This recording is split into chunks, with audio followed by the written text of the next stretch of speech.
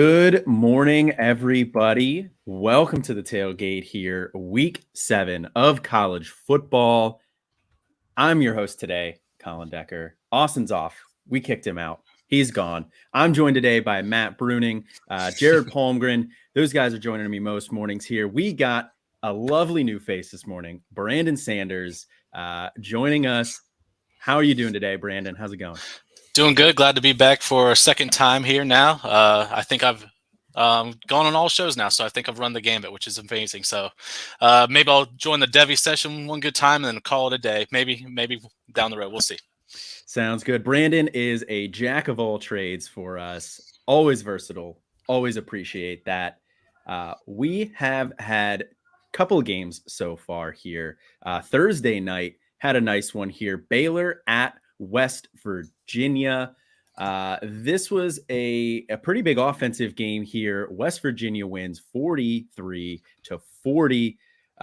Jared, what are some of your thoughts here on the WVU Baylor game? I would say the thoughts that I mostly have are that if outside of probably Caden Prather managers, for as much of an offensive explosion this game was, you're pretty disappointed with almost anybody you started in this game. Obviously, Caden Prather had a really nice day. 8 receptions, 109 yards, and a touchdown. He and Bryce Ford Wheaton are kind of going back and forth each week on who is JT Daniels' favorite target. It could be slowly moving towards Prather. We will definitely see, but guys like Richard Reese, who a lot of people expect to have a really big game in this game, only 13 carries, 57 yards, no touchdowns, and he completely disappeared towards the latter half of the game. Last 5 drives, he only had 1 carry. Got to be some kind of injury involved there. They were kind of holding him out to check him out, gave him 1 carry, decided that it wasn't worth the risk. They ended up losing the game anyway, but Quallen Jones, a name from a couple weeks back that people thought might be the Baylor running back of the future here. He came in during that time, 10 carries, 44 yards, and a touchdown. And then Blake Shapen also got hurt during this game, if I remember correctly.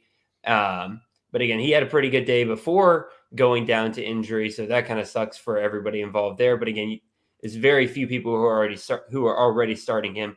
And then out of nowhere, Tony Mathis goes 22 carries, 163 yards, and 2 touchdowns, basically making every C.J. Donaldson manager out there wonder what if C.J. Donaldson was healthy for this game, because he could have had an absolutely monster day if that is what Tony Mathis was able to put up against this Baylor front.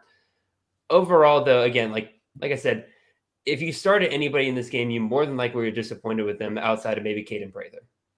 Yeah, absolutely. I mean, unless you somehow managed to start Gavin Holmes for wide receiver for Baylor, who I don't think was on anybody's radar here in this one. He goes 7 for 210 yards and a touchdown here. He had 16 receptions on the year. 7 of them came in this one. He has 390 yards on the year. 210 came from this one, and out of nowhere performance. What that means is don't be rushing and crawling over each other to go grab them off your waiver wires this week. Gotta look for some consistency there. Yeah, don't chase the points.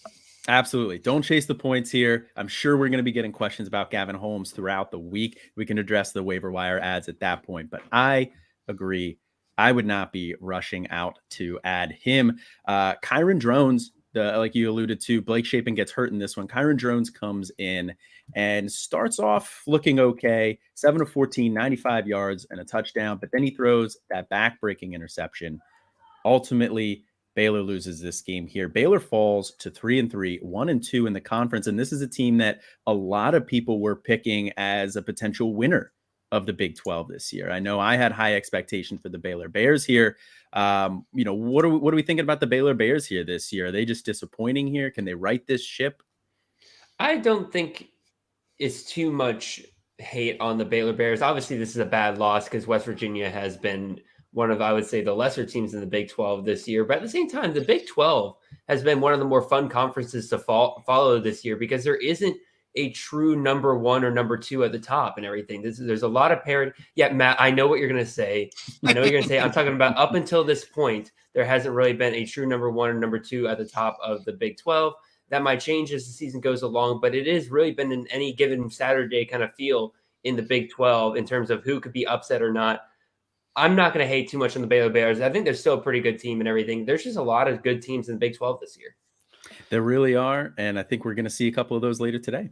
Yeah. I mean, they lost a lot on defense too, which I don't think we should overstate. Moxley's talked a lot about it, not just on Better Sports, but on our multiple different outlets here at Campus to Can. Like, they lost a ton on that defense, specifically in that secondary. I think that they'll be fine moving forward. I believe in Dave Aranda, but it's definitely been a rough year for them for sure. Yeah, absolutely.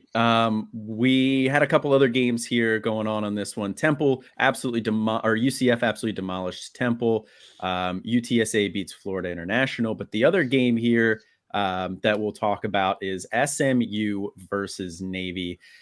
SMU wins this one 40-34. They were up for most of the game. Navy comes storming back in the fourth quarter to make this look a little bit closer than what it actually was here. I'll open this up to the group here. Anybody have any strong thoughts on the SMU Navy game? Every Rashee Rice owner in America thought that they were going to have an absolute monster day for him when he opened up the game with a 68-yard catch in like the first 2 minutes of the game. And then he goes on and has only 3 receptions for 74 yards, no touchdowns. Very disappointing day for him right there, at least compared to expectations that were set there at the very beginning of the game. Dylan Goffney is interesting here because we have now lost Jake Bailey, the transfer wide receiver from Rice, who was really looking like that true number 2 option whenever that SMU was kind of looking for. But now he looks like he's out for the year. So we're trying to look for who's going to step up in his place now that he is out. And Dylan Goffney, who is somebody I think a lot of us kind of wrote off a little bit, had a pretty good game here today. 4 catches, 116 yards, and a touchdown. Again, not a guy I am storming to the waiver wire to go get, but definitely somebody now on my watch list kind of moving forward here, because I think you look for guys who step up in big moments, and Dylan Goffney definitely did that. And then Tanner Mordecai, much better day this past week than he did last week. 4 touchdowns in the day, 3 through the air, 1 on the ground, really long run. I don't think a lot of people really knew that Mordecai had that potential in terms of the use of his legs. He had a really good day. Yeah, he did. Michael Nelson in our Discord there called him Morta-Konami. Nobody saw that one coming. But like you touched on with Dylan Goffney there, I mean, big game from him. And in this one, and he's a sophomore here. He was a 3-star in the class of 2021. We know SMU likes to really focus on one wide receiver. This year, that's been Rashee Rice. Rashee Rice is going to be off to the NFL next year. Matt, I'll throw this one over to you. Do we think Dylan Goffney can be the guy in this offense next year? Hey, Brandon, Jared, you guys are CFF experts. Do you guys think that Dylan Goffney, I'm just going to take the pass and pass it on to the, do you guys think Dylan Goffney could be the guy next year? I've talked a lot, Brandon. You take this one. I think so. I'm just glad to see an emerging wide receiver too out at SMU. We all thought it was going to be, Bailey. Then we thought Krause. Krause hasn't done anything. So it's good to see the young receivers producing. It's on my watch list. I'm with Jared. I'm going to sit back for another week or so, kind of just gauge the thing. But if we see the targets continue, that's what I look for. Touches. It's got to be a touch hog, right? So that's what we're looking for. As long as that's occurring and that continues, I'm definitely interested. So he definitely gets the star of the watch list, and he'll be watched the next couple of weeks for sure.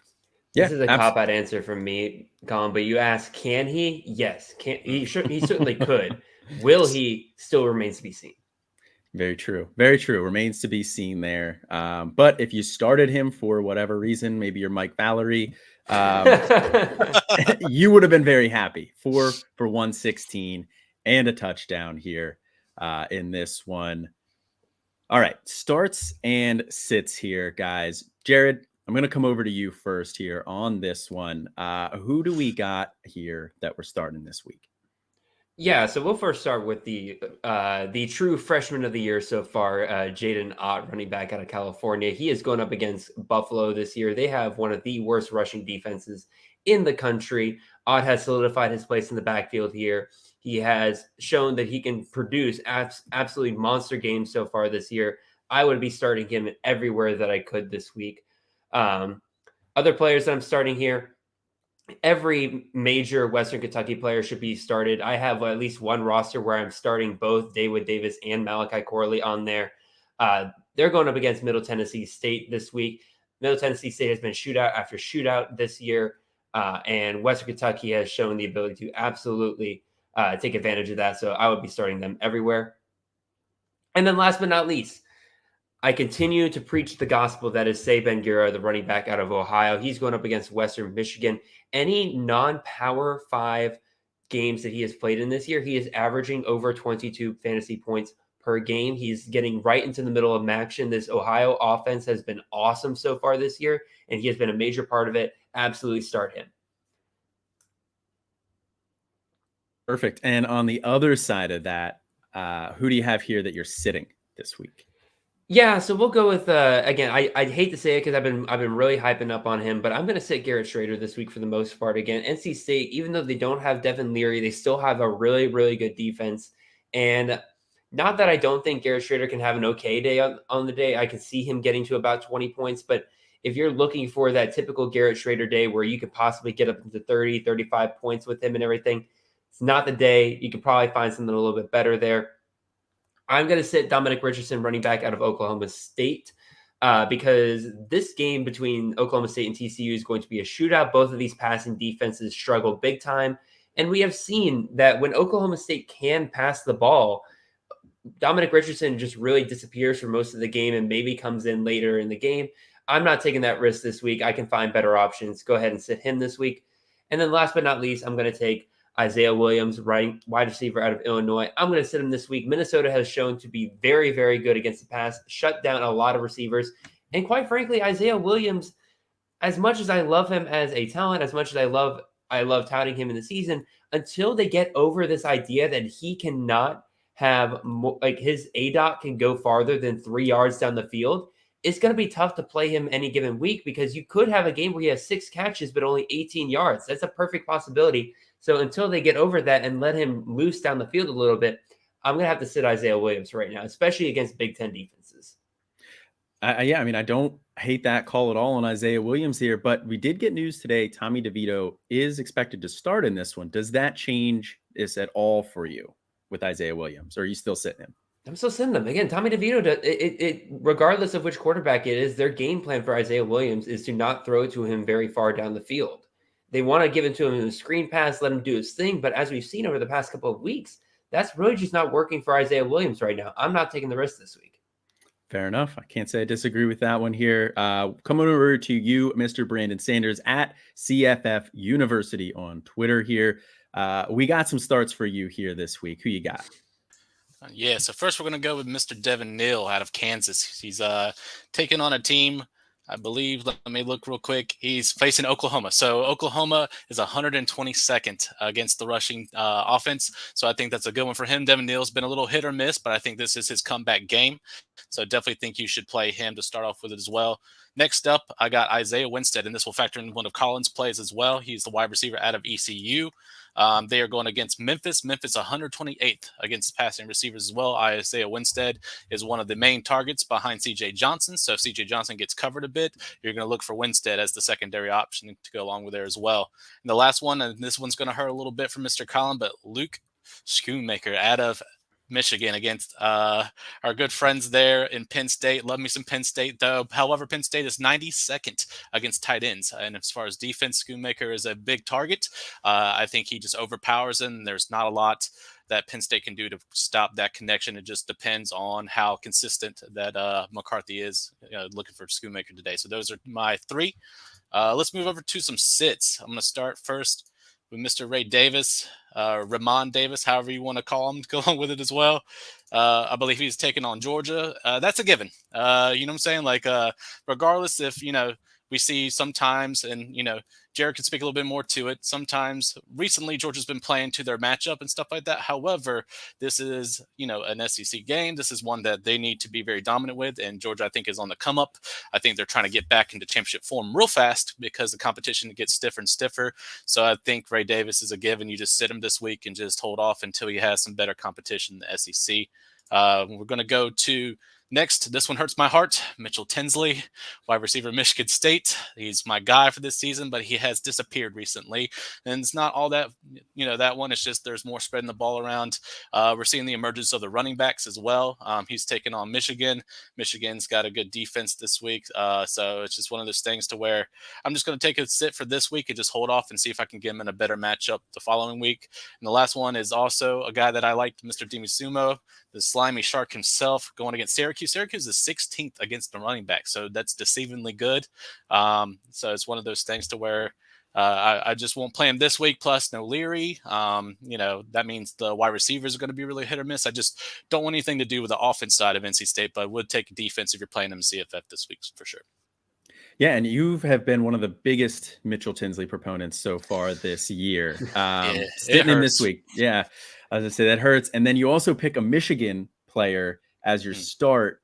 My only question here on this one is, do you want to be invited back on the show, or do you just I'll just wait until you're not here again, and then I'll just hop on with Matt, and it'll be good, and we'll talk about all things Michigan. We'll get Chris K on here. It'll be a good time.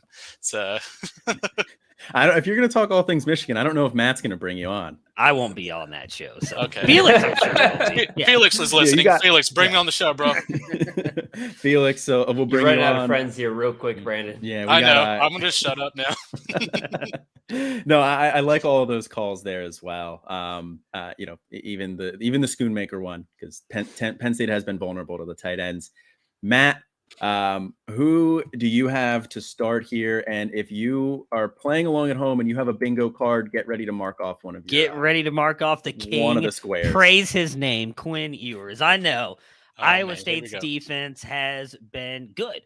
They have actually been really good. They're 26th in passing yards allowed. However, if you take the two games that Quinn Ewers actually started and played the entire game, he would be averaging 29.25 points a game, which would be QB 17 overall. I think in points per game. Sorry. I do think that he will go out there and have a good game. We talked a little bit about this on Better Sports this morning. I know Iowa State has a good defense, but realistically, they have not played a good offense, which I do think Texas is with the weapons around Quinn Ewers. You can make that face all you want. I don't think any of those offenses are good. Not as good as Texas is, at least. And I think that Quinn Ewers, once they start able to get rolling, we could see not necessarily an Oklahoma 49-0 blowout, but once this offense gets rolling, the hefty lefty himself, I know that's disrespect to Jared, whatever his name is, last name, I can't. Lorenzen, there we go. Slim lefty, whatever you want to call him, he is not going to be able, and this Iowa State offense is not going to be able to keep up with Texas, and I think they're going to be able to pour it on here. People looked at me weird when I said start Quinn Ewers last week. I'm pretty sure that worked out for you. I think it's going to happen again here for you. Next up is one of my favorite calls from last season, Carson Steele, a running back out of Ball State. UConn, although they have been winning a couple games here, are 77th against the run, allowing 148.4 yards a game, and they've given up 13 rushing touchdowns this year. And while he didn't do it much last year, he has been catching the ball, 15 receptions already on the season. I think Carson Steele is an easy start for you today to have a massive game against UConn. Last but not least, I'm going back to the well here. I don't know if it's going to happen, but I think it might. Quentin Johnson for another big game here against Oklahoma State. Last week, I feel like was the best team that TCU has played to this point at Kansas, and that offense funneled through Quentin Johnson. I think maybe for whatever reason, it's taken him a little bit of time to get going in the Sonny Dykes offense, but they realized just how good and explosive he really can be.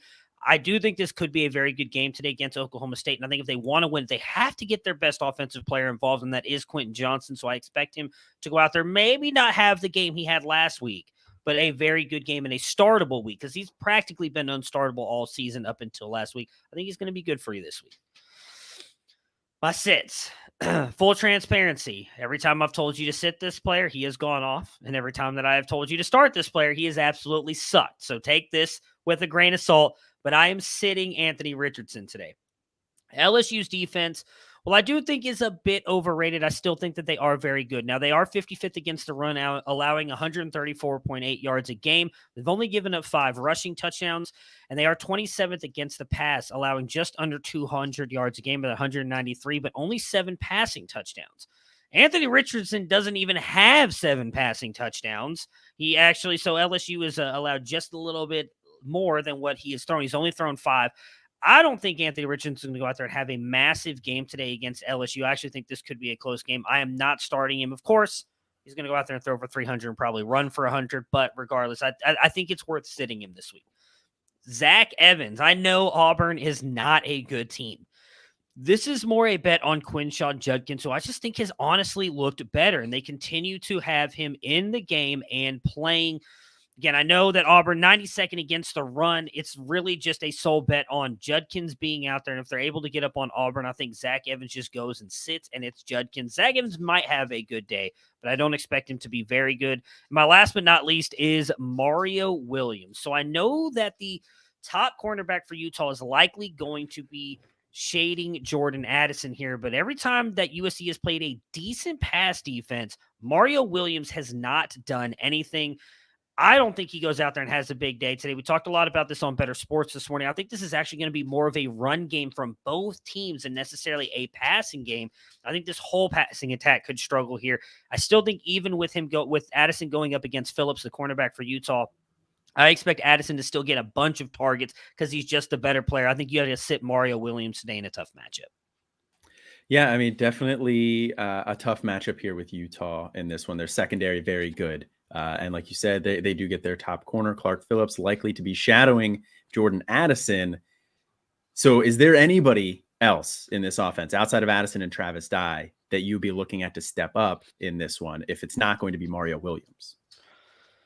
Caleb, probably. Caleb's going to be the reason they win or lose the game tonight. Maybe they're able to. Brendan Rice breaks a big play. I don't think I'd want to have any part of this passing attack. I don't think you can sit Caleb Williams, though. I mean, no. The CFF guys down there could tell me if I'm wrong on that. I don't think you could sit him, but I don't expect him to have a massive game. Like, I think this could be a very. Actually, we talked about it. We all three of us agree. We think it could be a low scoring game, too. I know the over under is fairly high. I don't expect him to break that. I think it's going to be a low scoring game. All right, there it is. My starts sits this week here. First up for me, quarterback from Duke, Riley Leonard. He has 3 games this year under 200 yards passing, but 1 game over 320 yards passing. He has 290 yards rushing on the year, 4 touchdowns through 5 games. It's helped Riley Leonard average 26.7 fantasy points per game. So he has been kind of a revelation for this Duke offense. This week, they get a UNC defense that allows 297 pass yards per game, 7th most in the country. They allow 32 points per game. That is 24th in the country here. They are going to need Riley Leonard to step up in this one to keep up with UNC's high-powered offense that averages 42 points per game. This game, I think, is going to be a shootout. I think they're going to need Riley Leonard to step up. He can get it done with his arm. He can get it done with his legs. I'm firing him up this week. The next guy I'm starting this week, staying in the state of North Carolina, we have Holton Ahlers. Memphis, he gets this Memphis this week. They give up 301 pass yards per game, 6th most in the country. Holton Ahlers has attempted at least 34 passes in every single game except for their blowout win against an FCS school. He threw 51 times last week. There have been injuries at the running back position that East Carolina has been dealing with. Rajay Harris is out for the year. Mitchell was out. It does sound like he's going to be back this week. But it's, he's been banged up here. They're going to have to lean on the pass. Memphis is a high-powered offense here as well. They're scoring 34 points per game. This over-under is set at 59.5, so I think this is going to be a high-scoring game here. Holton Ahlers going to be putting up a lot of points here for you. He's averaging 23.7 fantasy points per game as well. My next start, Jaden Bray, wide receiver for Oklahoma State. He was banged up this fall here. He had a hand injury. He missed the first 4 games of the year, but everybody had been expecting him to be the lead wide receiver for Oklahoma State this year. Oklahoma State typically likes to feature an outside wide receiver in this offense, but over the games that Bray has been out, 5 wide receivers for them have at least 100 total receiving yards. 8 of them have a touchdown. They've been spreading it out more. Last week was Bray's first game back, and he was second on the team in targets with 8. This week, they get TCU. This game should be a shootout. The game totals at 68.5, and honestly, would not surprise me if the over actually hits in this one. Both of these pass defenses are susceptible. Both of these are high-powered offenses. Jaden Bray going to be getting back to his ways from the end of last year. I got a couple sits for you staying in the Big 12. I got Jyrell Brock, running back for Iowa State. Look, he has been disappointing so far this year. Even if you remove the game against Kansas where Brock was injured, he's still only averaging 12.9 fantasy points per game. We all know Iowa thinks offensive yardage is overrated, but apparently Iowa State does as well. Iowa State ranks 116th in the country with 106 rush yards per game. Their scoring is barely better. They're ranking 103rd in the country in points per game. I think they're going to really struggle to move the ball against Texas. Texas has a good defense here. And even if they are moving the ball, I struggle to start Brock. He's kind of a sit for me until further notice. Iowa State has to fire their offensive coordinator after this year, right? Like, I can't remember how long he's been around, but I know this offense has been a problem for a couple of years now. He's kind of been bailed out by guys like Breece Hall in the past. Like, you can't go several weeks in a row barely scoring 10 points and not think, hey, maybe we need to move on to a different system. Yeah, we might see a lot of turnover in the state of Iowa in terms of offensive coordinators. Would it be that surprising if it's a whole new coach? Like, I think Matt Campbell could be gone after this year too. I think he's kind of taking. I feel like Iowa Matt Campbell, State's like either he is looking for an absolutely perfect, like he's had every opportunity to leave Ames, Iowa. Like he's been like floated around for multiple years, and he's given up some opportunities at some pretty good jobs. So I would say he's like not gone. It has to be their offensive coordinator, though. He's taken them as far as he can go, though. I don't know. I think that there's a shot pretty damn far. I agree, but at this point, like, it doesn't seem like there's any real improvement. I don't know if they've done that good a job recruiting either necessarily. Like, he's always been a guy who gets those 3 stars and develops them, right? But they haven't really, they've gotten success, but not like high-end success, not really winning the Big 12 that much. They're not going to the playoffs. Like, maybe that happens with the 12-team format when we get to it. I think he's a guy who I think could thrive at a school who can get better recruits. I wonder if he finally just takes the leap. I mean, he has been the hot name of coaching candidates for the past couple of cycles. So you think this is actually the year where he makes a jump? Are there any openings currently that you would peg him as like the favorite for? Auburn actually might be interesting on that. Auburn would be good. They're an RBU school, just like not he's developed, technically so it's open, not better. But yeah, not technically. Okay, we all know. We all know. Let's face it. You know where I would actually like to see him go for 2 reasons. One, so then this other coach doesn't leave, and that's Lance Leopold leaving Kansas to go to Nebraska. I would like to see, or Wisconsin. Nah, he won't go to Wisconsin. I think Leonard's going to keep the Wisconsin job. I would like to see him go to Nebraska because I think Nebraska is a school where he can get some high-end recruits, and I feel like with the way he's been able to develop players, I think that he could actually develop them and compete in the Big Ten. I think football is better when Nebraska is actually a good school, not a joke. Fair enough. Speaking of Nebraska, I am sitting Anthony Grant, running back for Nebraska here this week. You're welcome, by the way. That was flawless transition, Matt. True professional. Anthony Grant has averaged just over 10 fantasy points per game in his last 3 games. He started off the season very hot. He has cooled off since. And he gets a Purdue team that has a sneaky good rush defense. They're 17th in rush yards allowed with 97. They're 6th in defensive rush success rate and 4th in defensive rush explosiveness. This Purdue defense is susceptible through the air, pretty solid on the ground. And this Purdue offense is good as well. So they can put up some points. I think Nebraska might be chasing some points in this one. This is a game where I'm not starting Grant. I'm hesitant to start Trey Palmer. I would feel more comfortable in that than I would Grant. But this may be a game where Nebraska gets run up on early. Last sit for me is Mo Ibrahim, running back for Minnesota. He has been, a revelation coming back this year from that Achilles injury. We did not necessarily think he was going to be back right away. He's looked good throughout the first start of the year here. But Illinois is one of the best defenses in the country so far, and especially against the run. Just ask Braylon Allen and his 2 yards. Illinois ranks 3rd in yards allowed with 67. They're 3rd in defensive rush EPA per play, and they are 1st in defensive rush success rate. This is a stout rushing attack. Mo Ibrahim also got banged up a little bit last week. He's coming back off of an injury here. He is going to play. I haven't seen anything that's doubts that, but coming off a bit of an injury in a bad matchup in a game with the 2nd lowest total of the weekend here, I think you have better options than Ibrahim this week. I just want to point out for the most part that he is a sneaky play for DFS because a lot of people are going to be off on this one.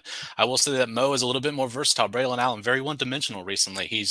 There's not much to his game other than just plow through people. Mo's got the shiftiness. We've seen the ACL hasn't affected him, but it is the first ranked defense as far as run. So it's one of those things like you're not starting him CFF. I'm not saying to start him CFF. I'm not saying to put him in C2C. DFS, though, very sneaky. Yeah, sneaky play, especially in those GPPs with that low ownership here. All right, we have the NFL draft segment here with Barnabas. We do not have the NFL draft segment with Barnabas. Out this week. Barnabas is out this week. So we'll move right into some of our prize picks plays here. Prize picks, if you're not over there yet, and you're looking to hop in, use promo code C2C. It gets you a deposit match up to $100. And if you deposit at least $20, you get $29.99 off of a membership over at campus2canton.com. There are a lot of prize picks promos out there. There's only one that gets you a free membership over at Campus to Canton. We have 2 membership levels that will get you completely free membership over there. So, yep. I recommend the In-Season Edge, by the way. That one's a good one. Just point that out for our DFS fans out there. Yes, it is. In-Season Edge will get you access to all of our gaming content over there for $29.99 through the rest of the season here. You're literally losing money not signing up with promo code C2C. Deposit $20, get the match. You're getting a membership you're getting $10 back off your membership. You're losing money here. But we'll move into our picks of this week here. Jared, coming over to you first. What are your favorite plays of the week? So real quick, full transparency. I am on my last stand here with Prize Picks. I have had a terrible year no, Jared, when it comes to Prize Picks. I allot myself a certain amount of money to play around with on Prize Picks every year. I am currently, if I lose all my bets this weekend, I will be out of money. And so just take everything I say with a grain of salt, except for the fact that if you, again, going back to the well on this, there is a free space on Prize Picks right now. Exactly. They have the Steph Curry 0.5 points or greater in his game upcoming on Tuesday. Take advantage of that. And again, I highly recommend is just take your favorite things that you like, your favorite plays that you love, and pair each one with that play. Because then all you need to do is just hit one. I'm really good at hitting one.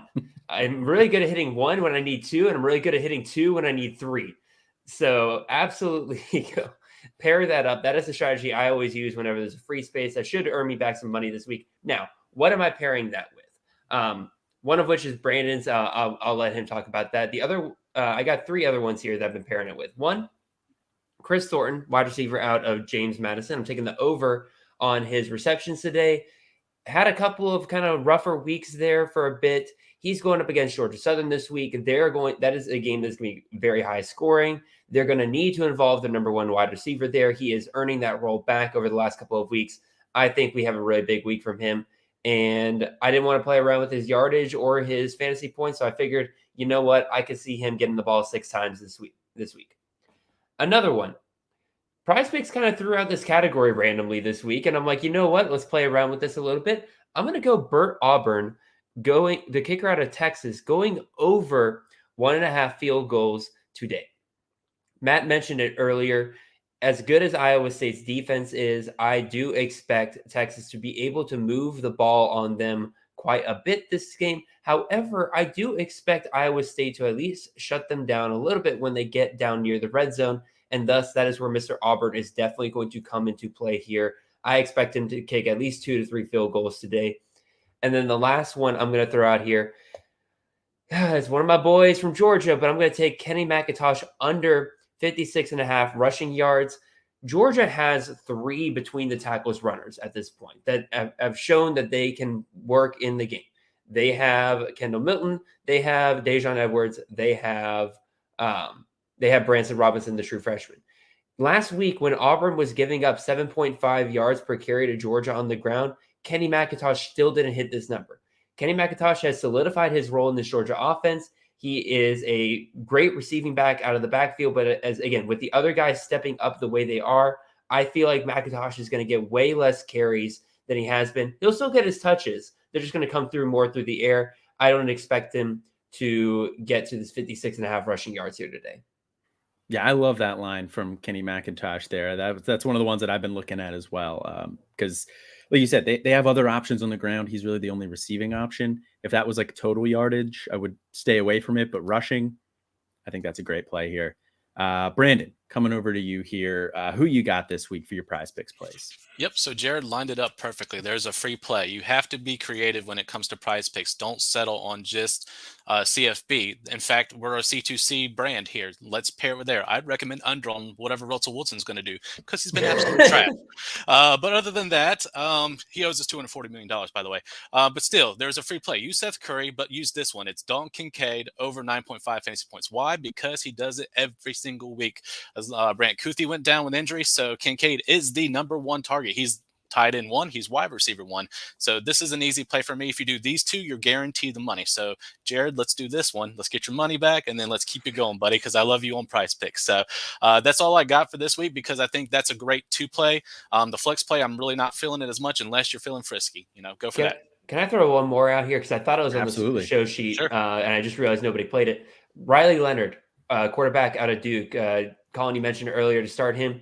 Current line of Prize Picks, I believe, is 20.5 fantasy points. That is a steal. I would pair that up with Steph Curry easily. There you go. There's a 3 flex play right there. Absolutely. Which means he's absolutely going to get injured in the second quarter, and I'm going to cry. That's good for us. Go Heels. I don't think the Heels have to worry too much about that. They got the Chrome Dome, so we're gonna be rocking. They got those helmets there this week. Those are going to be fire here. Matt, who you got? All right, so I've got 3 for you guys. Chase Brown, take the over on his 114.5 rush yards. I know that I actually think now having Tommy DeVito back is going to be a good thing here for the Fighting Illini. Chase Brown has not gone over this rushing total once and was actually against Charlotte, which is probably not the defense you were expecting him not to go over. And even in that game, he got 108 rushing yards. He's been extremely good and effective this season. Even with Tommy DeVito back, I would guarantee he's probably still a little bit banged up. I think they're going to rely heavily on Chase Brown today, and I think that he is going to be the focal point. Take the under on Anthony Richardson's his pass yards at 185. Here's number 2 on your bingo card, by the way. Yeah. I was not quite the actual Prize Pick I played, but that's all right. We'll still take the under. LSU is only allowing 193 pass yards a game. If you've watched Anthony Richardson pass the ball, it looks a lot like one other future tight end, Taysom Hill. So I think that's a very fair comp to make there for Anthony Richardson. My favorite of the plays, though, here, Tanner McKee. Take the over on his negative 3.5 rushing yards. In his past 3 games, he has gotten negative 12, negative 33, and negative 15 rush yards, and he's also getting Notre Dame today. Notre Dame, outside of that Marshall game, I think has actually been really good, and that defense has been really good. I think they'll be able to get after Tanner McKee in this one. They should overmatch that offensive line for Stanford, and Tanner McKee will get more than negative 3 rushing yards. I think that's a great call. Tanner McKee is a statue back there here. We did just get a little bit of breaking news here. Lou Nichols, running back for Central Michigan, is out this week. Definitely Did not travel. Yeah, definitely get him out of your lineups here. My Prize Pick plays here. First one I have, Garrett Schrader over 46.5 rush yards. Look, there's only 2 games this year where he has gone over this total. Now, last year he was over this total a lot. He was running the ball a ton last year. But This NC State rush defense here ranks 26th in rush yards allowed, 25th in defensive rush success rate. Sounds like a very tough matchup. It is a very tough matchup, but DJU rushed for 73 yards and 2 touchdowns against this team, while the running backs were held to just 86 yards. Jordan Travis rushed for 108 yards against NC State, while the running backs were held to 98 yards. So this NC State defense is susceptible to mobile quarterbacks. I think this is going to be a game where Sean Tucker might struggle a little bit. Garrett Schrader can pick up some of that slack. Next play I like here, I mentioned Mo Ibrahim is a sit for me.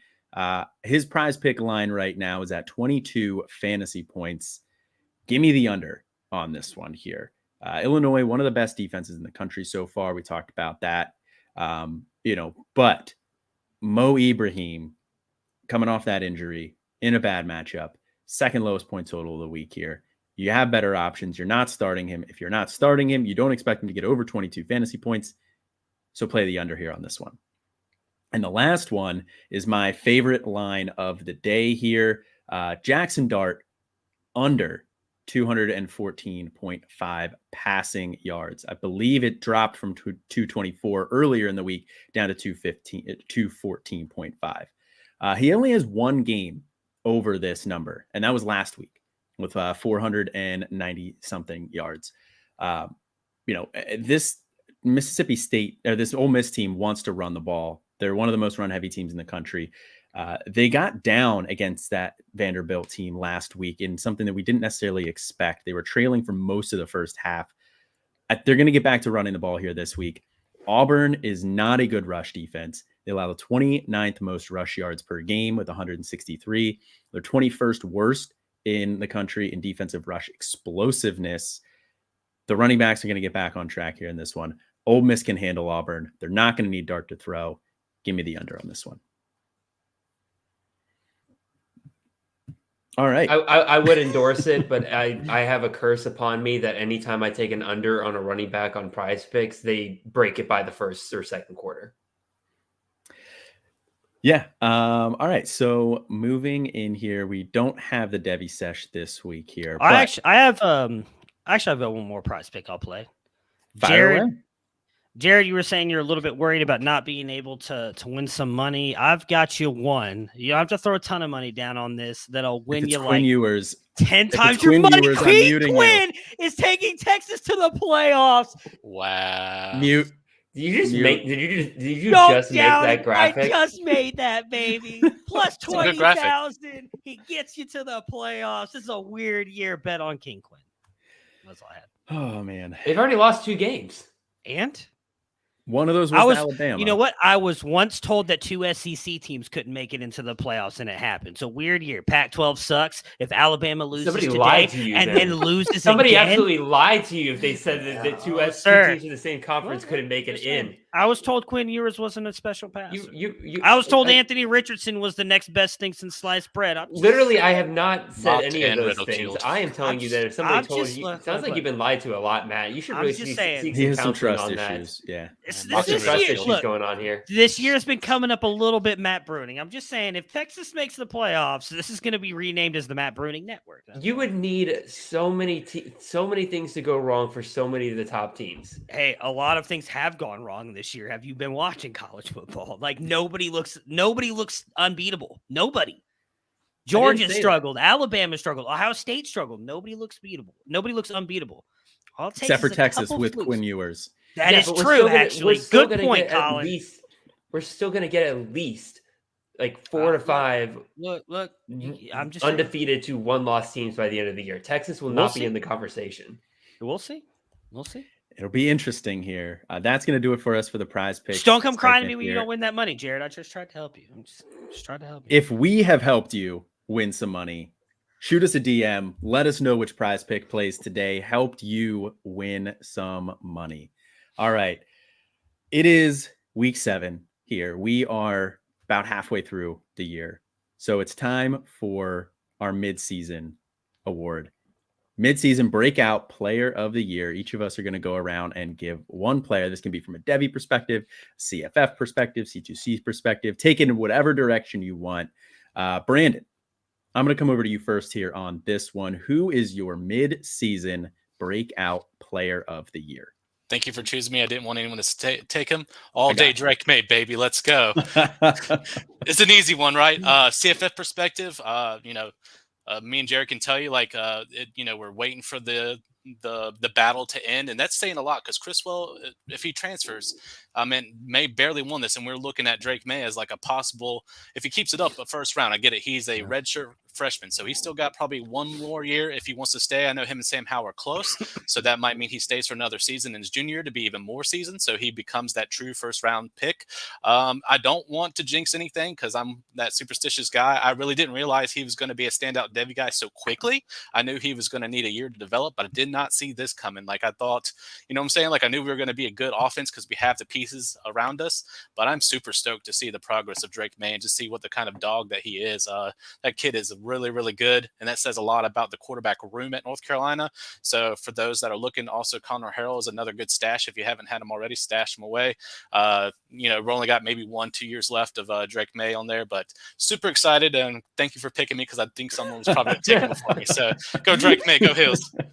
Absolutely. I can't let anybody else take Drake May. I think that was a fantastic call there. He has been phenomenal for that offense this year here.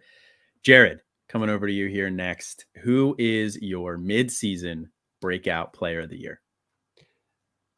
Again, I could go with one of two freshman running backs here, and both of them have their arguments as to who's done better this year. But I want to go with the California running back, Jaden Ott, true freshman there. We knew that he was kind of walking into like a weaker room over there at California, but there's definitely some doubts in the back of our mind that, first of all, this happens all the time in CFF where the veteran is still given the carries over the talented freshman. But he did take over. And even better, he really looks like that sole player on offense for California moving forward. And that is exactly what you want to see out of him moving forward. So I'm going to say he's my breakout Devy/CFF player here so far. I also own him like everywhere, so it's great. Yeah, I think that's a fantastic call here. He has been a guy that we didn't necessarily expect this out of, and he has been huge early on here. You're going to get multiple years of him as well. Matt, coming over to you. Who do you got? And if you say Quinn Ewers, you're out. You're out of here. Another guy. You're gone. Is that really a breakout? We all knew he was going to be good. Exactly. Did we? Did Yeah, I feel like everybody except for Felix did. everybody. I disagree with that. There's not a lot of people who thought it was. I mean, probably Quinshawn. I mean, he's a guy that I really liked. It's Quinn Ewers, baby. Look at that guy. He's our king.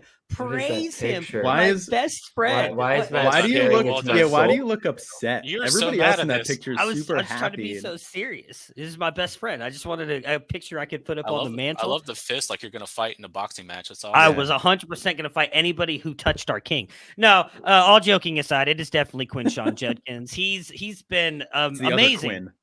Yeah, the other Quinn. Yes, I'm just in love with Quins everywhere. Quinshawn Judkins has been amazing this year. You know, I had him as one of the top running backs in this freshman class. And even with the reports coming out of spring that he was kind of running with the ones and he was running right there behind Zach Evans, I didn't expect him to still be this good. There was still some questions we had about him. He was very athletic, but you could see how he was a little bit raw coming out of high school. And I thought he'd actually do more in the receiving game than he has been doing running. We haven't seen that part of him. So for him to be that successful already in the SEC as well, like I can't wait to see them play in Alabama or Georgia down the line, just because I want to see him tested against those really top end defenses. But I think he's got to be up there as like one of the most surprising risers.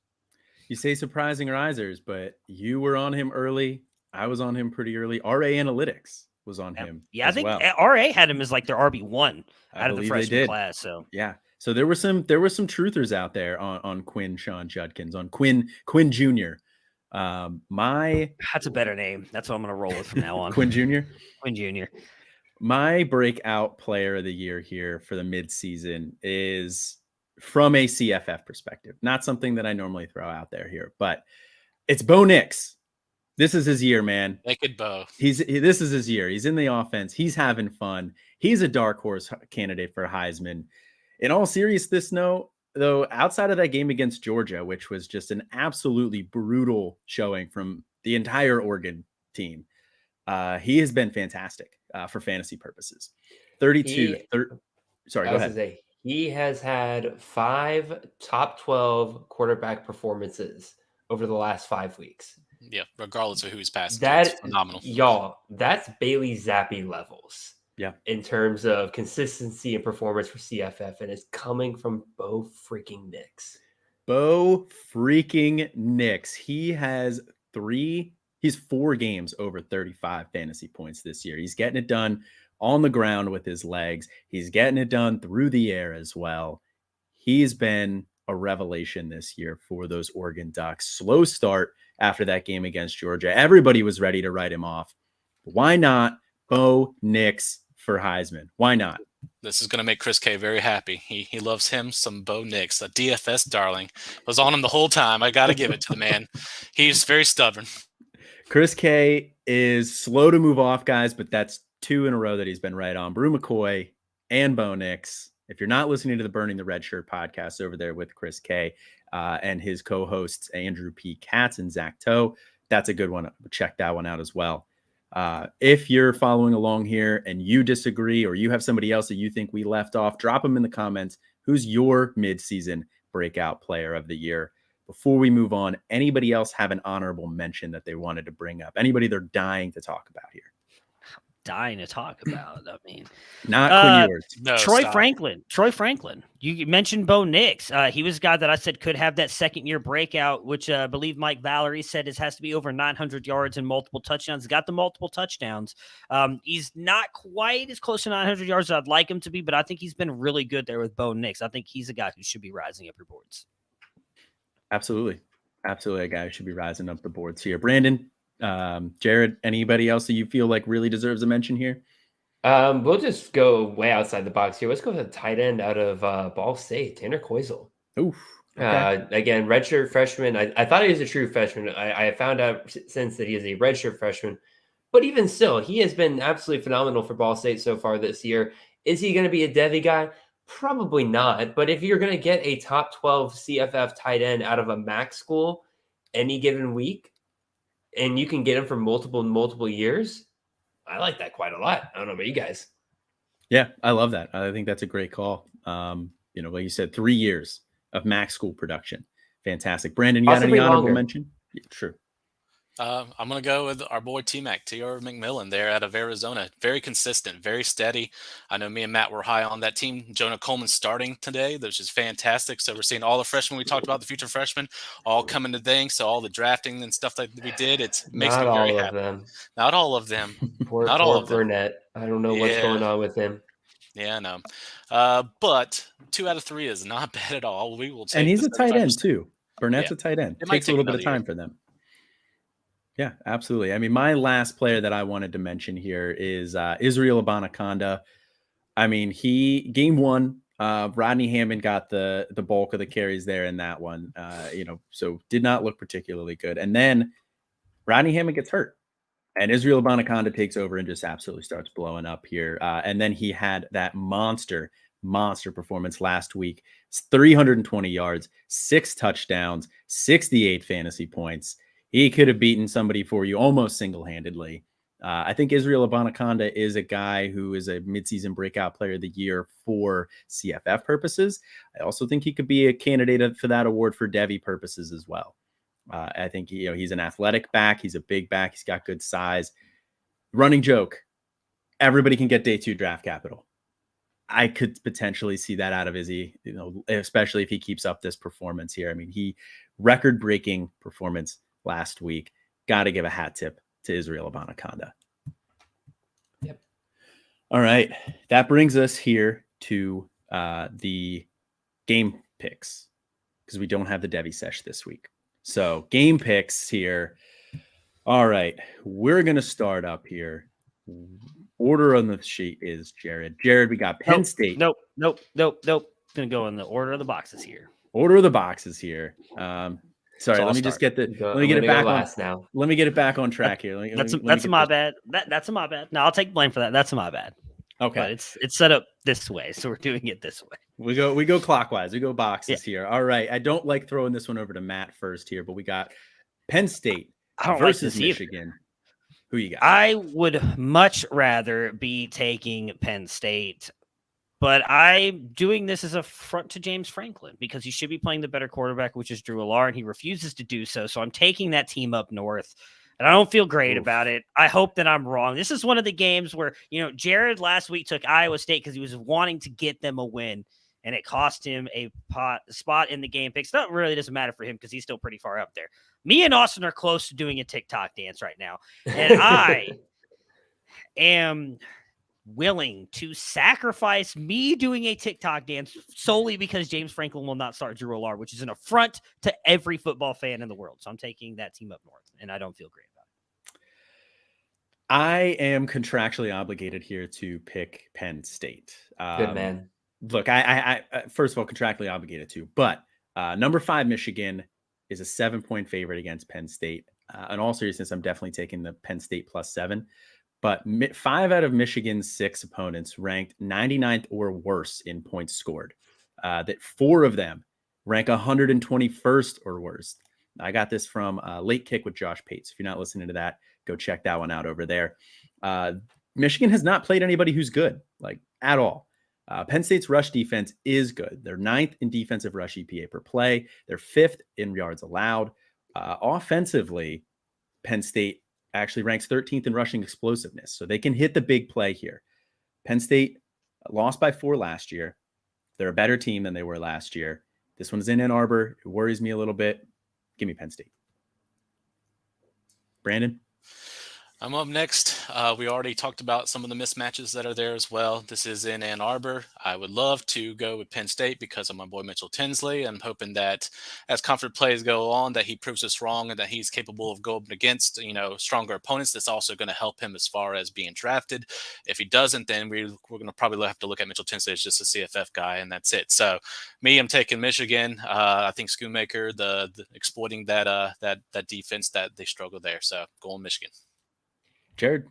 It is a crime against the college football world that this game is not at Penn State this year. Because can you imagine a whiteout game with this level of stakes? I would lean Penn State probably, yeah. Hey, Michigan has a maze out, whatever that means. Yeah, exactly. They have to all run look, through they all corn. look, they all look like this. Tennessee's checkers. Regardless, the fact is the game is being played in Ann Arbor. Penn State has struggled in big time games on the road. I'm going to go with Michigan here. And for transparency's sake, Austin and Chris also both picked Michigan as well. Next game up here, we got Alabama versus Tennessee.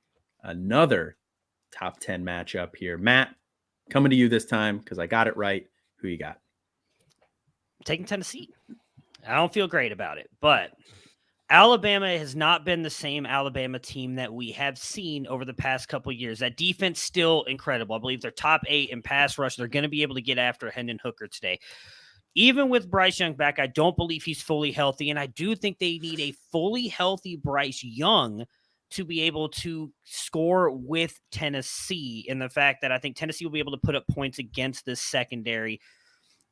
I don't think it's going to be a blowout. I do expect this to be a very close game, but I think Hendon Hooker is going to find a way to pull off the upset also, because I need Alabama to lose some games to Texas to make playoffs.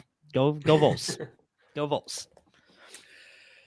Of course, he had to throw the Texas love in there. I am taking Alabama here in this one. We did get news Bryce Young is going to play today, or is expected to play today. I think that was kind of always the expectation all week, given that the line was at -9 for Alabama here. Picking against the spread, I'm taking Tennessee because I do think this is going to be a close game. It's going to really come down to the health of Bryce Young. Can he test the defense deep with that shoulder injury that he had? Can he make them respect it? But I'm still taking Alabama here in this one. Brandon, who you got? I am going to go with Alabama. I think this is one as they go into a visiting stadium. This is something Alabama needs to prove that they are capable to getting back to the national championship. This is a litmus test for them, just like it was for Braylon Allen a few weeks ago that we discussed, and he didn't hold up. I think Alabama does. So we have Bryce Young back.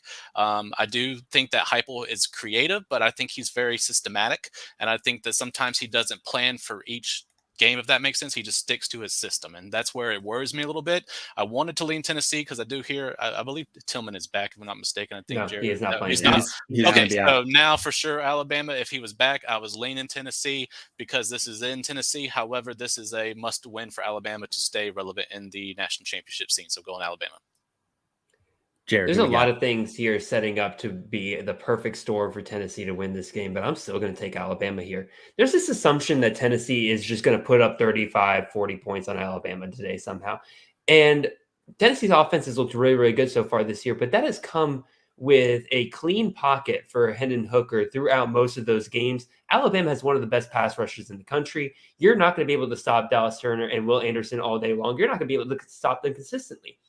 We're going to see what Hendon Hooker looks like in a pressured environment here today. I think he is going to make more mistakes today, and that's what's going to cost Tennessee at the end of the day here. In addition to the fact that much worse quarterbacks than even 50% Bryce Young have put up a ton of yardage on Tennessee's passing defense, I think that Alabama is still going to be able to move the ball effectively here. I'm going to go Roll Tide here. Roll Tide indeed. Next game we got up here, we have NC State versus Syracuse. Matt, who you got in this one? Give me the Wolfpack. I know this is going to be a tough game here. Syracuse, I do think, is a good team, but I stated earlier on Better Sports, I know their defense has them ranked in like top 15 and 20 in all these categories.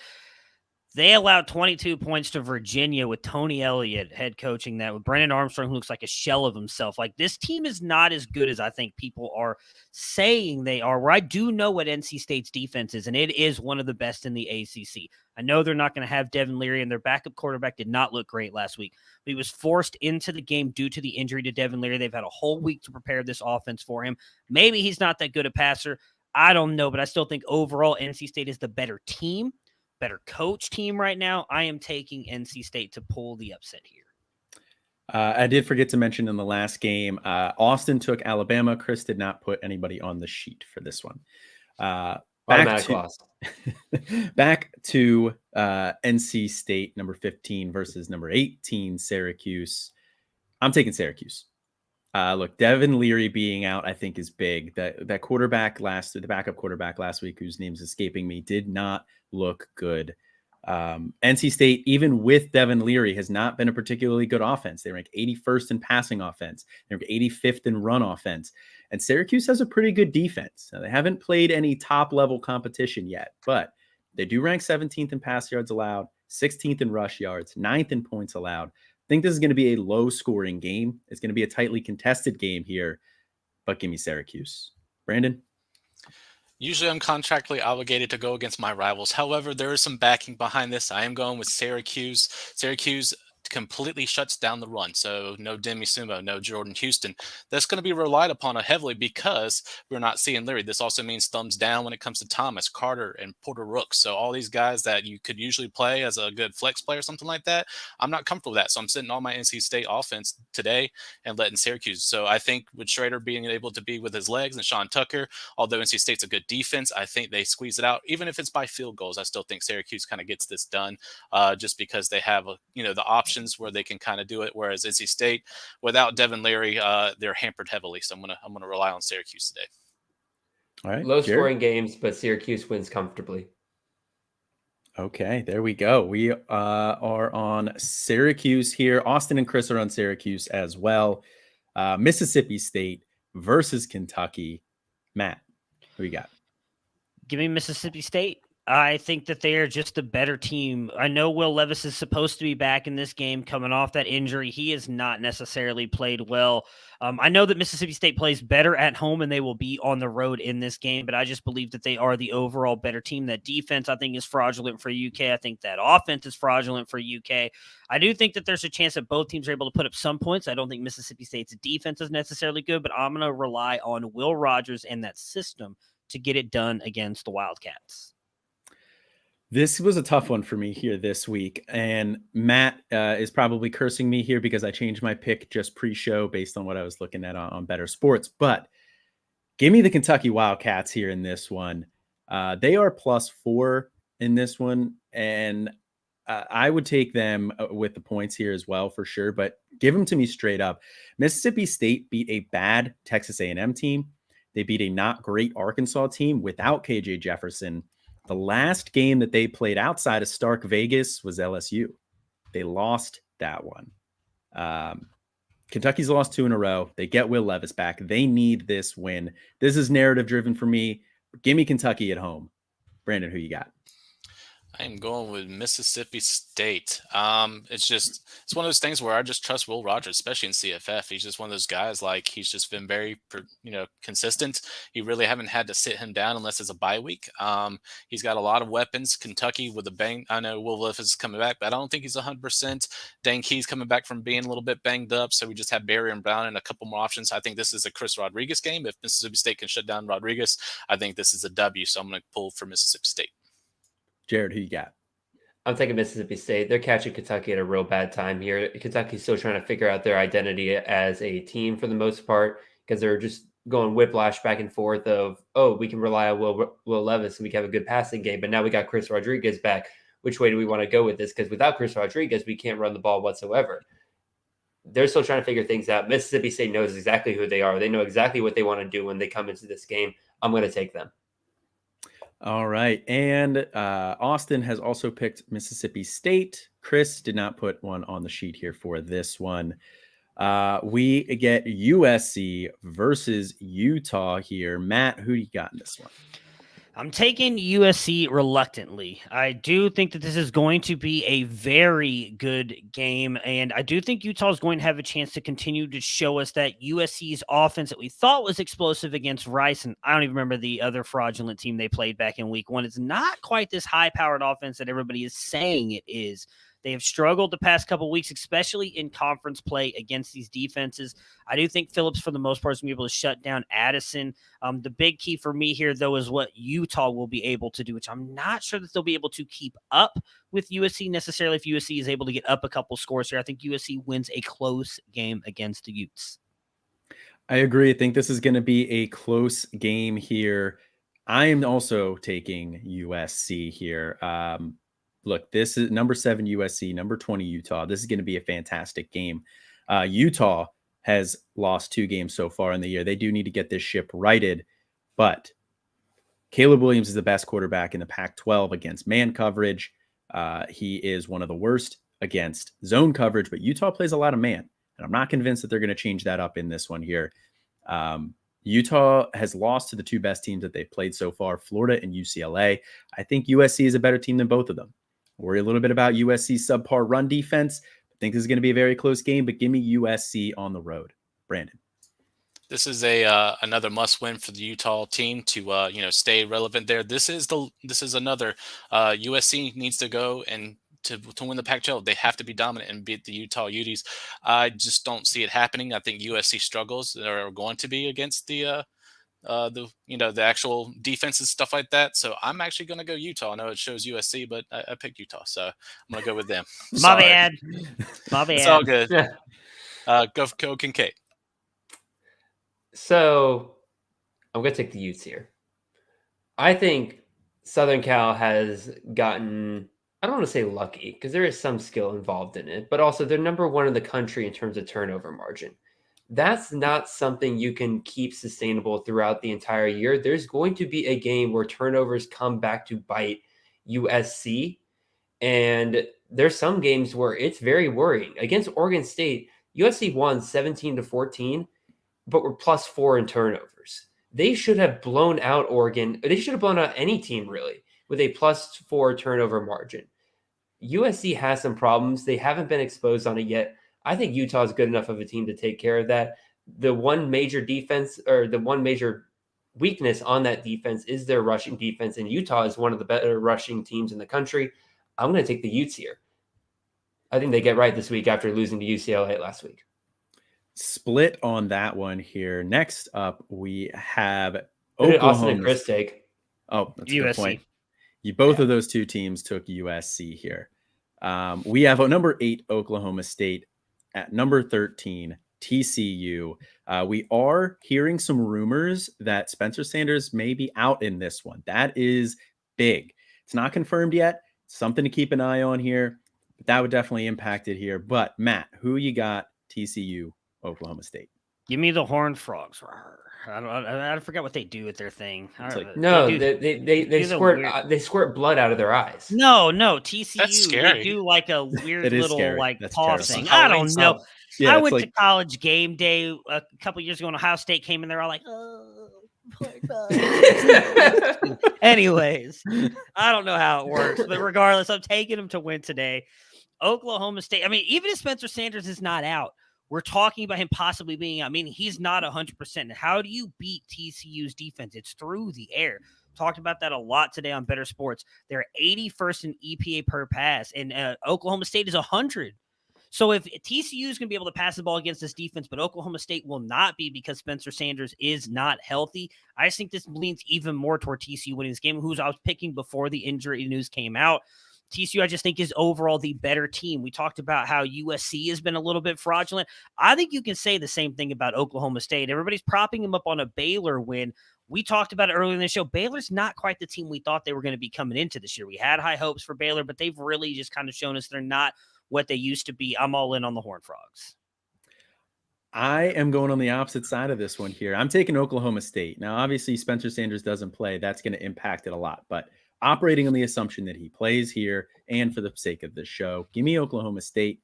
TCU's two biggest wins have come against a struggling Oklahoma team that didn't have Dylan Gabriel for the second part. Now, they were blowing him out before that, but this is what they do. I looked it up. Two fingers like this, like that. 2 fingers. Yeah. Oklahoma State has beaten Baylor and Texas Tech. I think those are two decent wins there. TCU also beat Kansas without Jalen Daniels for most of that game. Oklahoma State has Jaden Bray back to help their passing attack. Like you touched on, that's how you beat this TCU team. Think it's going to be very high scoring, but give me Oklahoma State. Sorry, but now with the news, I've changed it. My bad, Matt. But I'm gonna go TCU now. Spencer Sanders out. It's a big deal. Stick to the guns, Cowboys. On the show sheet. I mean, he already got my USC one, so I was like, we'll just swap them, whatever. But no, this is a highly targeted game, especially in DFS. Without Spencer Sanders, you want to take away the Bray stack, anything that you're doing with that. I know this is a game where people are going full game stacks. With Sanders out, that's out of the window. So those that are adjusting need to adjust now before the game start. I'm going to go with TCU, high-powered offense. Oklahoma State, just kind of like their counterparts, Oklahoma can't really stop a whole lot. So I'm going to have to switch to TCU now. A little too definitive there, Brandon. Again, it's not confirmed yet that Sanders is out. Even if he's banged up, I'm not trusting it. I just go Cowboys. Is that the thing? I don't know. Cowboys guns, finger guns. Hey man, we're learning all the different things. Yeah, right? we're just gonna look start it doing up. TikToks. We'll look it up really quick. Anyway, I'm going to take TCU here, and I picked this before the Spencer Sanders rumor started flying around. That is TCU. Or that is what they do? Okay. That's what they do. You have to do the face. Oklahoma State. All the pictures of the men and women are already one of the worst passing defenses in the country. We've seen this multiple times for them throughout the year. They're 126 against the pass so far this year. Here's the other big problem. Last week against Texas Tech, they were on the field for over 104 plays. That is a worn out, tired out defense. TCU is absolutely going to be able to take advantage of that. I think that they are on a roll right now. They're red hot. They're at home. I'm going to take the Horned Frogs here, and they'll spray blood all over their enemies. That is just creepy. I really hope that doesn't happen. All right. Dude, have you seen the uniforms that they wear, like when they want to like showcase the blood and everything like that? It's got like red detailing in the middle of the black and purple. It's really freaking cool. Okay. All right, that's going to do it for the picks here. Get out of here, everybody. All right, get out of here. Yeah. We have Chris K. Go quit. We have Chris K's DFS segment here coming up. And then it's going to be some betting talk with me and Alfred here. Matt, what's going on, everybody? This is Chris K from the Bet on C2C podcast. Here to give you some Saturday main slate plays. Hope everybody's having a great day so far. Want to look at quarterback, obviously, to start. Is it weird that we just keep talking about Max Duggan? Because it feels weird to me. But here he is. He's going to be my highest owned quarterback. He's been incredible super efficient, 3+ touchdowns in 4 straight games. He's effective on the ground. I think he's even hit the bonus rushing. So a huge play here with their implied team total sitting at about 35. And on the other side of the field, I love Spencer Sanders from Oklahoma State. I think this game has the potential for one of the best games of the day, and I think it's kind of going under the radar a little bit because it's Bama Tennessee game, and rightfully so. That should be awesome as well. But Sanders has been awesome. He's shown incredible upside. He's got a high floor with 11+ carries in every FBS matchup this season. With Oklahoma State scoring 32 points based on that Vegas total projection, he's got to get a piece of that. Love him as a play. I will quickly add a running back option here. If you don't love Spencer Sanders this weekend, you should consider Dominic Richardson. One of those guys is going off. I've been on Richardson a lot more than I have Sanders, and it hasn't paid off. So I probably should just stick to my guns and keep doing it. Maybe I'll fall into it, but I think one of those two goes off. So if you don't have one, use the other for sure, or at least strongly consider there. But speaking of high floor, Garrett Schrader, about as safe as it gets for a quarterback play. I think he's kind of losing some upside just because I think Syracuse is just not going to score 40, 45 points against an FBS team or an ACC team, but is used a ton on the ground. He's used around the goal line. I really like him. A guy that I know Ethan and the Bet on C2C podcast talked about this week, Curtis Rourke. I think he's an awesome option on Saturday. We're in this weird situation where it's an Ohio team. Do people know who Ohio is? Do they know Curtis Rourke? Do they know that his older brother was a legend? Right? Like, I think the DFS and CFF guys of the last 5-10 years remember that, realize that, and know he's going to be for real here against Western Michigan. I think that game could be fun. He's thrown for 322, 427, and 537 yards in his past 3 games. So he's thrown it a ton. And one other really quick one, Quinn Ewers. Obviously, I got to do it for the brand, right? I know everybody here loves some Ewers. He was crazy good against Oklahoma in that rivalry in his first start back. But moving to running backs, I mean, Bijan Robinson every day of the week and twice on Sundays, right? Like, I mean, the guy's incredible. He's used a ton. There's no reason to consider not using him right there, right? Expensive, but I think we have some value out there. But not expensive, Kendre Miller. He's really shown up more recently. He's getting over 50% of team carries and non-blowouts. This should be an awesome game. So if you want a piece of that TCU action and not spend up, Miller's a great way to do it. If you want a running back option for Curtis Rourke, what about Sean Tyler, the running back for Western Michigan? That Western Michigan used to be this running back by committee type situation. It really feels like they're leaning more towards one guy. Tyler has outcarried Ladarius Jefferson 33-15 in their last 2 FBS matchups. So I think this is going to be a huge play. Their defense is awful. One of the 5 worst defenses in football. Fordham took him out back to the shed and gave a ton of scored a ton on that defense. So definitely love Tyler there. And let's see here. What about another guy from that game, Sierra Bangura? Awesome player.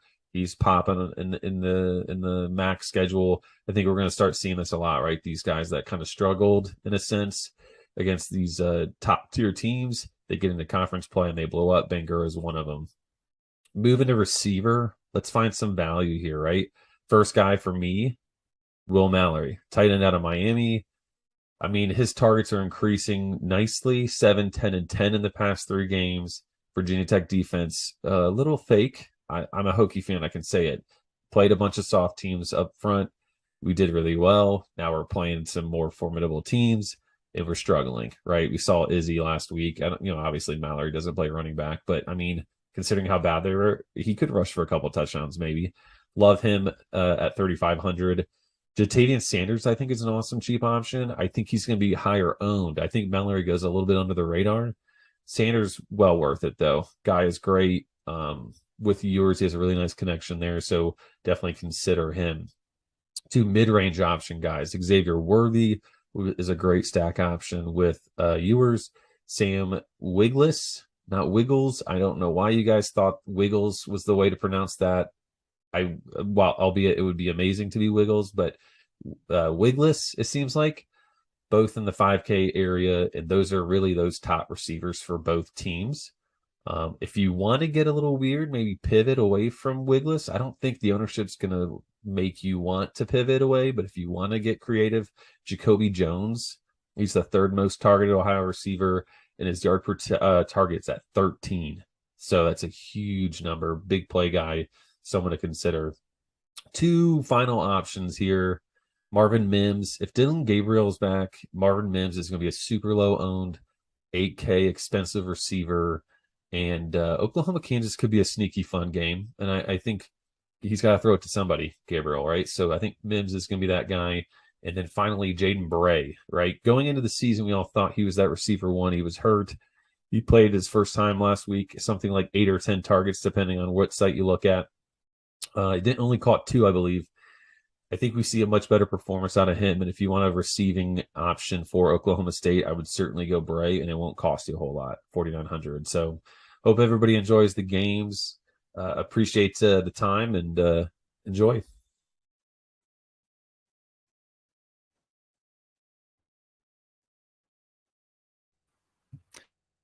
Thank you, Chris K. Appreciate all of the DFS advice. I'm joined now by Alfred JF, Alfred Fernandez here, one of the co-founders, one of our betting experts. Alfred, what's up, man? What's up with that hat? I love that.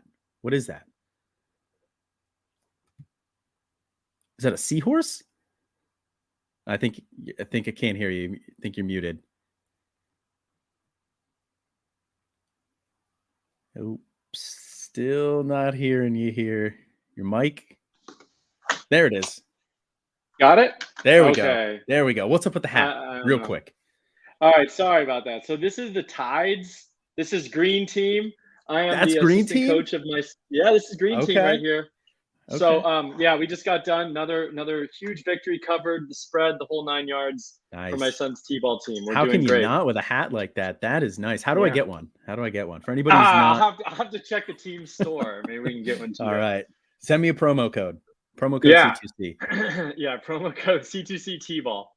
All right. What do we got going on in the betting world of college football here today, Alfred? Yeah, so we got 8 minutes. We're going to try to just ram through this quickly. A couple of things I wanted to point out here. Really interesting. You know, I think there's a lot of sharp bettors who are on Penn State today. I know that you guys talked about this. Yeah. So, you know, but to me, I'm taking a real simple look at this. The look-ahead line last week, before last Saturday's games kicked off, was Michigan minus 10.5. So that means somebody at the books made this number 10.5 based on the numbers and the metrics, yada, yada, yada. Then they had a tough game against Indiana. Michigan did.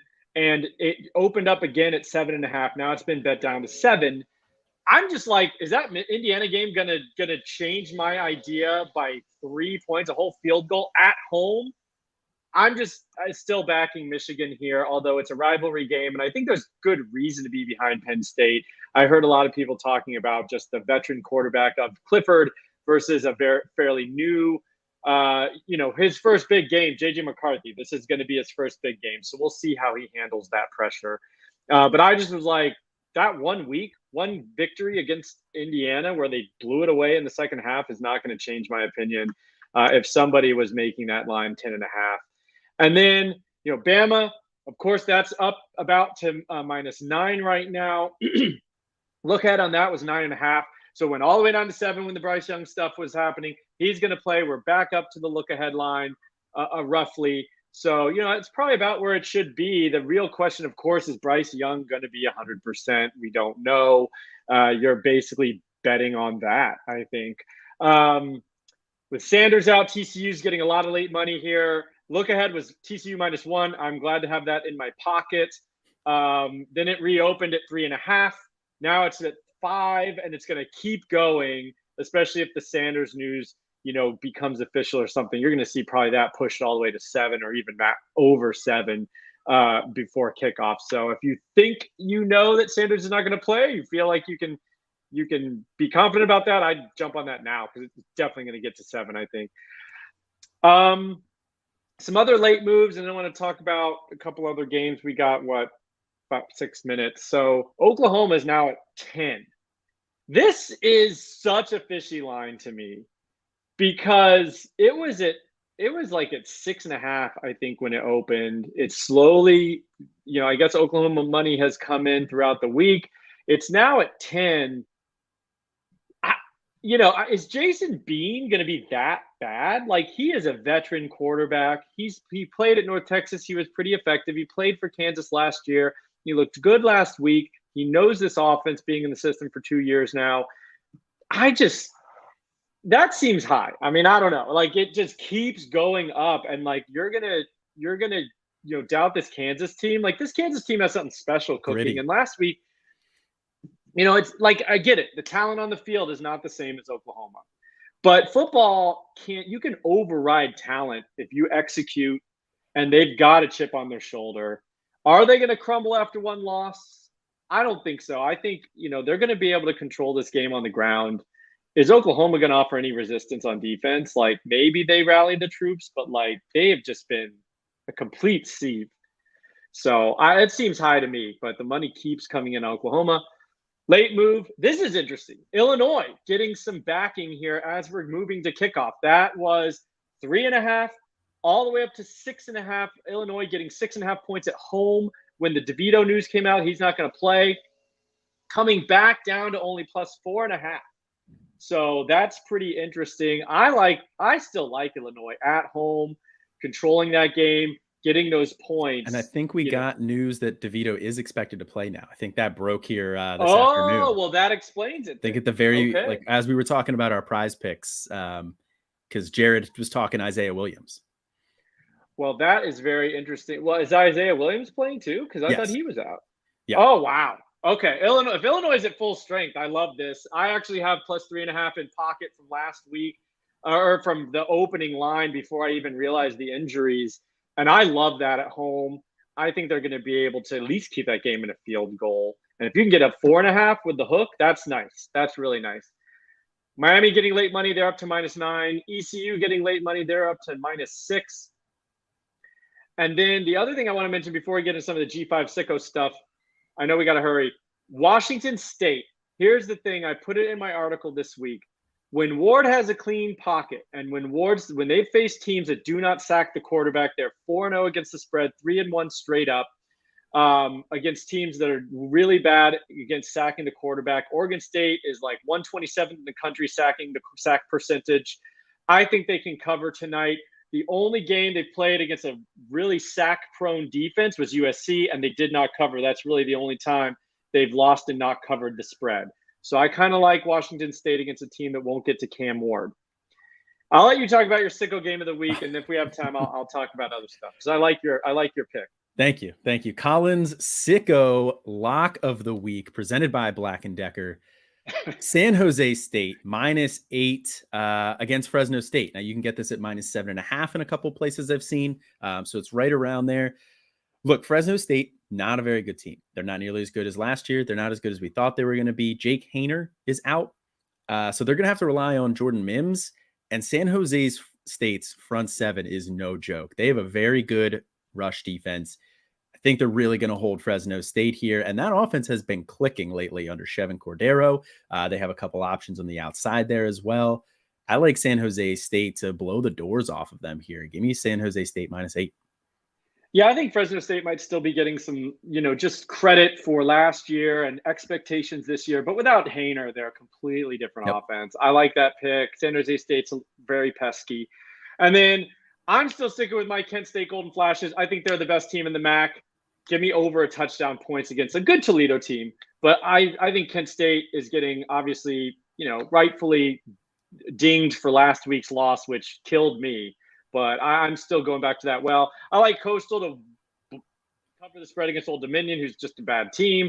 And Rice, this is in my article as well. Rice Owls in the Battle of the Owls. Give me them. They've gotten bet down to +3.5. They were +4 earlier. They're just superb owl. They are efficient. They make the most of their drives. They make the most of their possessions versus FAU, who's completely opposite, very inefficient with some flashy plays. But I think Rice keeps this close. And ultimately, this is a bet against Willie Taggart, who I think is one of the worst game day coaches in college football. So give me the plus money. I did this in week 0, and I got hosed when Charlotte got blown out. Going back to fading Willie Taggart. Give me those Rice Owls. I love it. I love it. Thank you so much for joining us, Alfred, dropping some of the betting knowledge here. If you're watching, drop a like on the video, subscribe to the YouTube channel. Thank you so much for joining us. Don't forget, if we win you some money, tag us on Twitter, send us a DM. Go Green Team. We're out.